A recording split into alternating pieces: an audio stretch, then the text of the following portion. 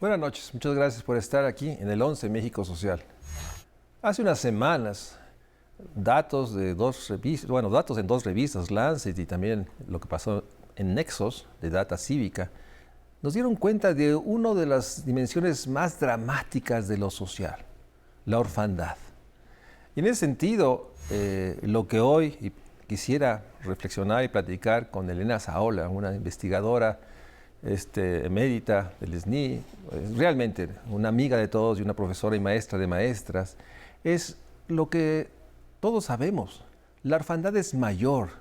No solo son los niños que perdieron a uno de sus padres por el COVID, es mucho mayor la orfandad. Elena, muchas gracias por estar nuevamente en México Social y déjame plantearte así. Cuando decimos orfandad, nos estamos refiriendo a algo más que la orfandad por el COVID. ¿Cómo podrías describirnos esta realidad de que la orfandad es mucho más grande que solo los niños que han visto perder a su madre, a su padre, a su tía, a su abuela? Cuando decimos la orfandad es mayor, ¿cuál sería tu reflexión que te genera este subrayado de México Social? Que en realidad es un problema que no solamente viene de las pérdidas de vida tan lamentables ocurridas durante el tiempo de la pandemia y por las cuales hay muchos niños y niñas que han quedado huérfanos. Es un problema que viene de años atrás y que no hemos sido capaces como sociedad de visualizar, de colocar en primer plano, de atender a esos niños. Pensemos en todos los niños que han muerto por la cantidad de muertes violentas que ya llevan casi 15 años ocurriendo en el país a partir de 2007. Llevamos 375,000 homicidios violentos. Incluso la Secretaría de Seguridad acaba de dar un estimado de cuántos niños calcula, porque ni siquiera sabemos. Pero si pensamos en 375,000 muertos violentos, ¿cuántos niños podrían tener todas esas personas que murieron? Entre 1 y 2, quizás. Pero hay que pensar también en que hay por lo menos, y todos estos números sabemos muy bien que además están subestimados. Los desaparecidos, por lo menos el registro que dice, son 90,000. ¿Cuántos niños están sufriendo por la desaparición de su padre o de su madre? Que es un drama gigantesco, que de repente se desaparezca. O sea, ¿qué es eso de desaparecer? Cuando uno intenta explicar este fenómeno a personas que viven en otros países, dicen, bueno, no, la gente no desaparece, algo le pasó. Y sí, probablemente estén muertos, pero esos niños y esos familiares siguen con la tristeza, con la incertidumbre, preguntando todos los días si va a regresar su padre o su madre a su casa, ¿no? Y son 90,000 más desaparecidos, esos son los que están en el registro, pero sabemos que son más. ¿Cuántos niños también han sufrido la pérdida de su madre por feminicidios? Sabemos que tan solo en los últimos 2 años, me parece, alrededor de 20,000 niños han perdido a su madre, porque ha sido asesinada la mayor parte de las veces por su padre, lo cual es una tragedia verdaderamente espantosa. Entonces, qué importante es que podamos tener en cuenta. Ahora, los niños que tienen a sus padres muertos por COVID, según las cifras oficiales que se acaban de dar a conocer recientemente, decían 136,000 niños, pero también sabemos que las personas muertas por COVID son muchas más de las que dicen los registros oficiales, por la simple razón de que mucha de la gente que murió no tuvo una prueba de COVID, entonces murió y su, digamos, su acta de defunción no marca esto como la causa de muerte. Entonces son muchos más. Yo, la verdad que no sabemos exactamente cuántos son, Cualquier niño que esté en nuestras circunstancias es ya una tragedia, pero cuando se trata de un fenómeno masivo como el que ha estado ocurriendo en nuestro país, que puede llegar al millón de niños quizás más de un millón de niños están huérfanos, nos obliga que tenemos que formular programas, medidas de atención, de protección de esos niños, porque de otro modo sí, tenemos un futuro sumamente comprometido, infancia con tanto dolor.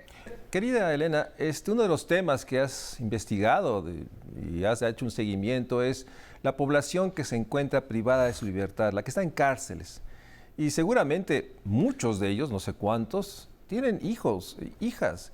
Y yo no sé, en esta realidad de que muchos llevan años tratando de demostrar su inocencia, si hay alguien que vaya a una trabajadora social para ver si sus hijos están protegidos, cuidados, o simplemente se asume que habrá una familiar, o sea, porque está esta orfandad temporal, déjame ponerlo de esa manera, que se suma a esta realidad terrible, porque no estamos pensando en los niños y niñas. Nuevamente, el interés superior de los niños y niñas se pierde en eso. Entonces, ¿qué nos podrías decir de esta población que está privada de su libertad?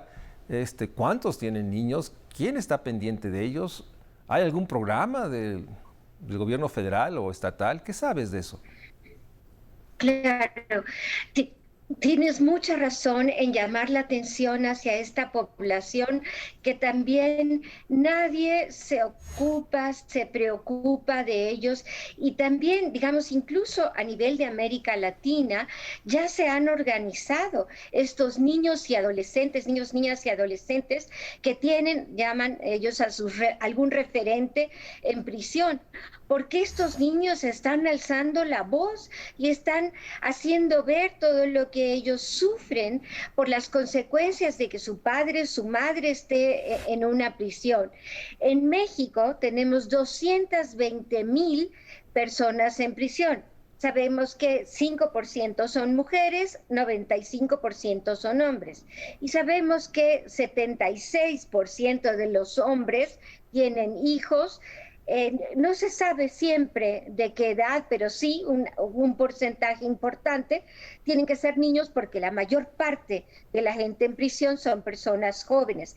En cambio, las mujeres sabemos que 85% de ellas tienen hijos. Entonces sí, hay allí, puede ser también 100, 200,000 niños que tienen a sus padres en prisión y no lo sabemos porque tampoco el sistema penitenciario se preocupa por lo menos de recabar estos datos. La última información que tenemos es la que arrojó el INEGI en esta encuesta de población penitenciaria, que es la que estoy señalando, pero no siempre el sistema penitenciario se ocupa o se preocupa de saber en qué condiciones están estos niños.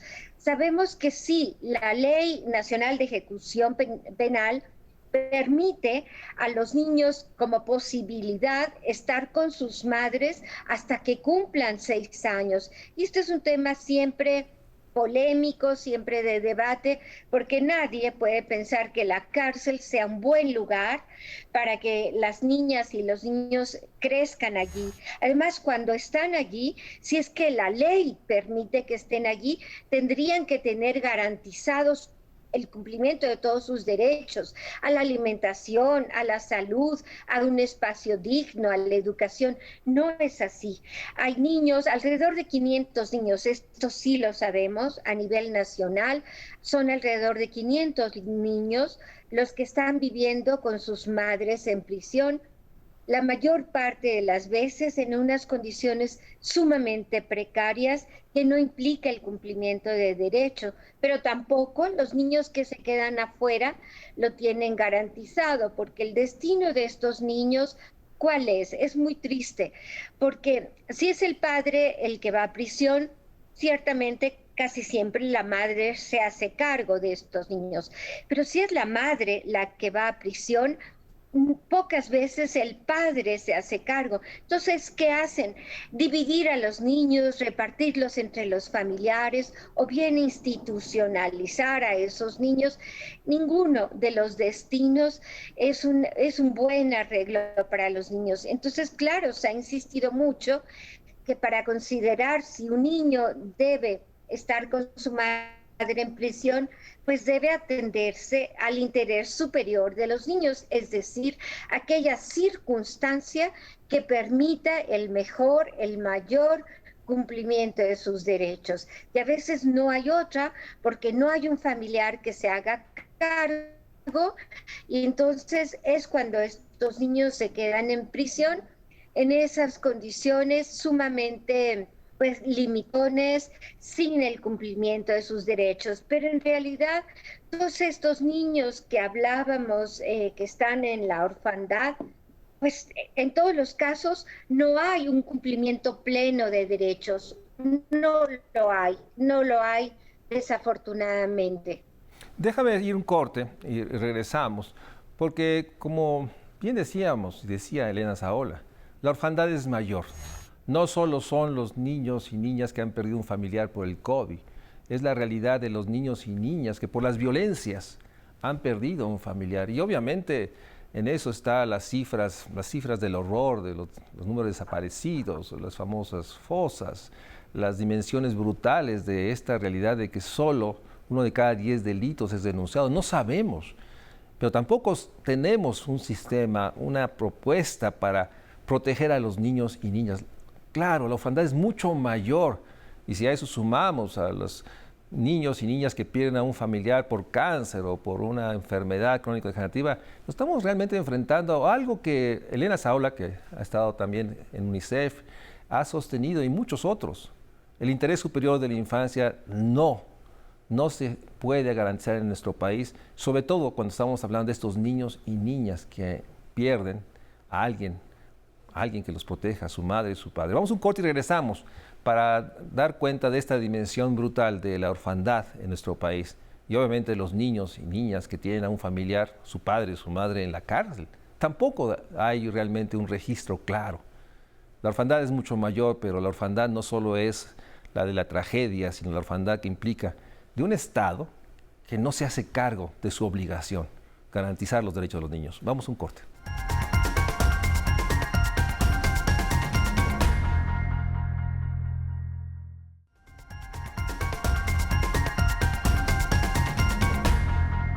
Como lo hemos platicado muchas veces, Elena y yo, hay momentos como este o temas como este en que la política de asistencia social debe reivindicarse, asistir a los que no pueden valerse por sí mismos. La obligación que tiene el Estado mexicano de generar un programa de asistencia social que proteja, sobre todo cuando estamos hablando, en este caso, de niños y niñas que por la muerte o por las violencias o por privar a sus padres de la libertad, están solos. Entonces no hay realmente una propuesta de asistencia social. Recientemente el DIF propuso un protocolo, lo cual me parece muy bien, pero ese se ve tan pequeño porque sabemos, y de eso es mi pregunta, sabemos que de hecho todas las poblaciones, pero hablemos de esta que comentábamos en el corte, pues requeriría mucho más que simplemente un protocolo. O sea, la población de niños que tienen algún pariente, algún padre en la cárcel, requeriría mucho más pues que un registro, un censo. Platícanos de esta parte, o sea, en tu experiencia, sabemos que en México no existe propiamente las capacidades y la austeridad ha sido realmente terrible en estos pequeños y pocos esquemas de protección. Entonces, ¿cuál sería tu juicio? ¿Por dónde empezar a construir realmente una propuesta de asistencia y de protección a niños y niñas para restaurarles sus espacios familiares? ¿Por dónde empezamos, Elena? Yo creo que por donde tenemos que comenzar, Mario Luis, es siempre tener la mirada puesta en la infancia, en sus necesidades. Y ahí yo quiero hacer un reconocimiento explícito porque tú eres una de las pocas personas que nunca has quitado el dedo del renglón y siempre estás con la mirada, el foco puesto en la infancia. Y eso es lo que hay que hacer en este país, que digamos, la gente que tiene una función pública relevante priorice siempre y esté atento a mirar cuáles son esas necesidades de la infancia. Sí, en otros países se atiende. Hay incluso organizaciones civiles que atienden a estos niños y niñas que tienen a sus padres en prisión. Incluso se ocupan de que si estos niños viven con algún familiar, llevarlos a la cárcel, asegurarse que puedan estar en contacto con su padre o su madre. Pero aquí el drama es mayúsculo porque no tenemos conciencia de eso.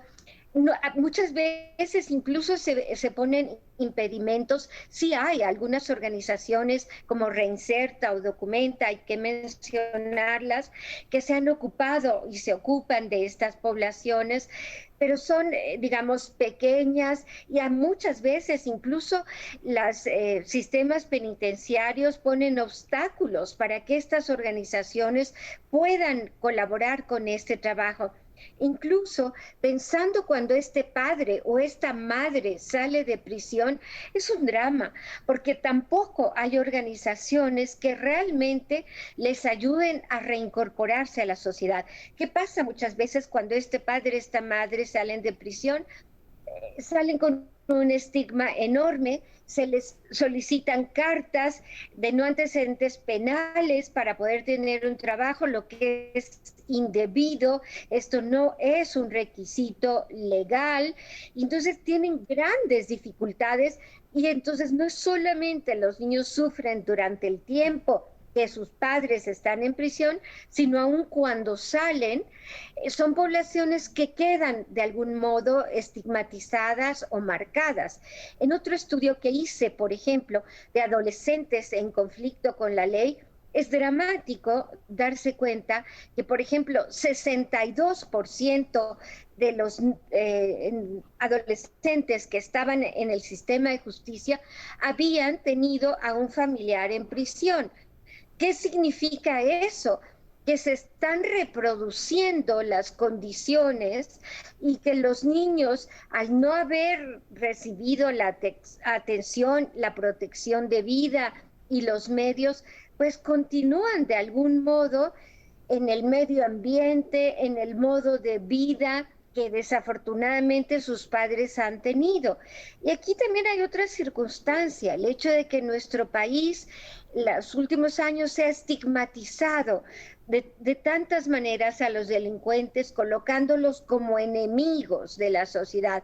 Y no puede haber ciudadanos que sean enemigos. Ningún ciudadano es enemigo, es parte de nuestra propia comunidad política y social y tenemos que hacernos cargo de estos problemas, pero fundamentalmente tratándose de los niños, tratándose de los hijos de estas poblaciones. No podemos estigmatizarlos, abandonarlos, no estar atentos a que exista este cumplimiento de derechos. Entonces hay un quehacer enorme en este país para las políticas, para los programas que tendrían que estar teniendo en mente antes que otra cosa a la infancia en todas estas diferentes circunstancias que hemos mencionado. Y no solo serían trabajadoras sociales, sino que realmente hubiera, ¿qué ha pasado incluso, por ejemplo, con el Centro de Atención a Víctimas? Pues ha sido disminuido, no está cumpliendo con su función. Tendría que haber un verdadero no solo un registro de las problemáticas de estos niños, sino una respuesta a sus problemas para aquellos que sufren abandono o maltrato, que también sabemos que el maltrato, la violencia hacia los niños se ha incrementado enormemente durante este tiempo de encierro en la pandemia. Lo mismo que el embarazo adolescente era otro tema que sí se tenía sobre el radar, que había comenzado a atenderse y que vamos otra vez hacia atrás. Miles de adolescentes han quedado embarazadas. ¿Y qué hace esto? Pues reproducir el problema hacia los niños y niñas que son los hijos e hijas de estas chicas adolescentes. Entonces no hay más que Poner en el centro resaltar esto. la Déjate importancia. una pregunta que me desafía a mí y a ti también y a todos. Estos artículos recientes ponen de nuevamente la palabra orfandad como una de las expresiones más graves de lo social. Pero la verdad se había perdido esa palabra, la orfandad. No hablamos de huérfanos. Y eso es algo que a mí me sigue sorprendiendo. Hablamos de pobreza, desigualdad, marginación, pero parece ser que en los últimos años poca gente había puesto el centro de los huérfanos.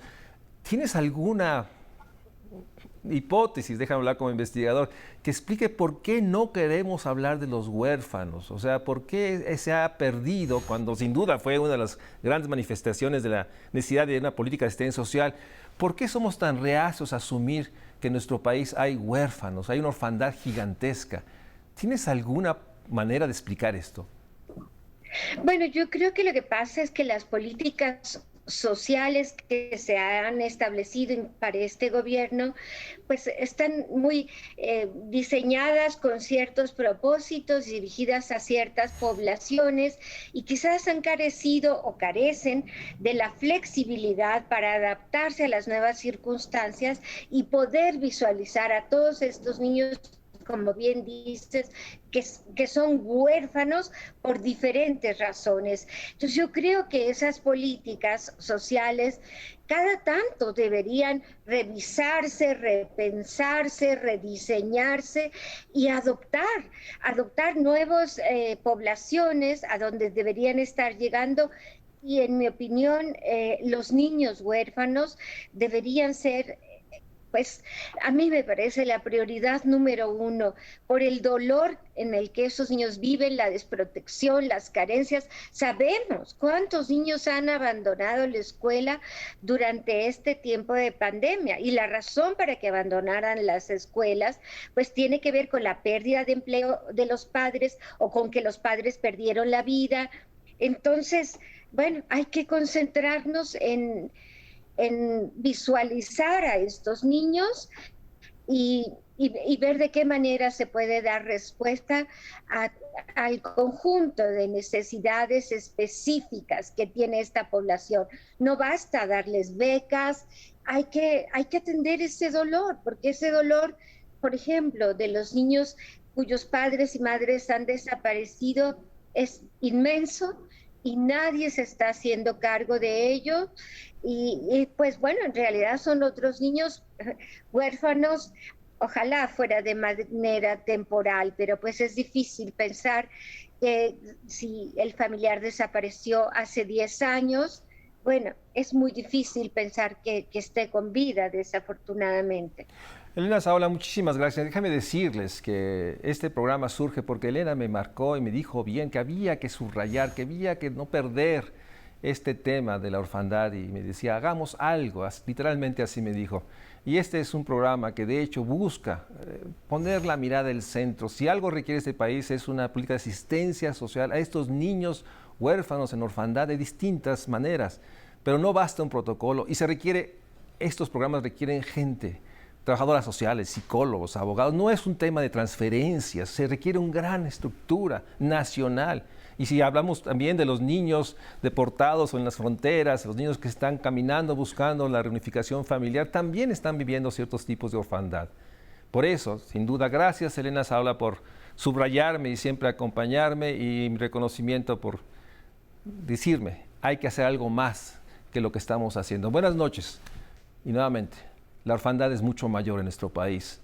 Hay que reaccionar y hay que exigir y hay que por lo menos tener el azoro de asombrarnos y realmente reclamarnos y reclamarle al presidente, a la estructura de gobierno, a los gobernadores municipales, que no podemos simplemente tener un número, tenemos que hacer mucho más.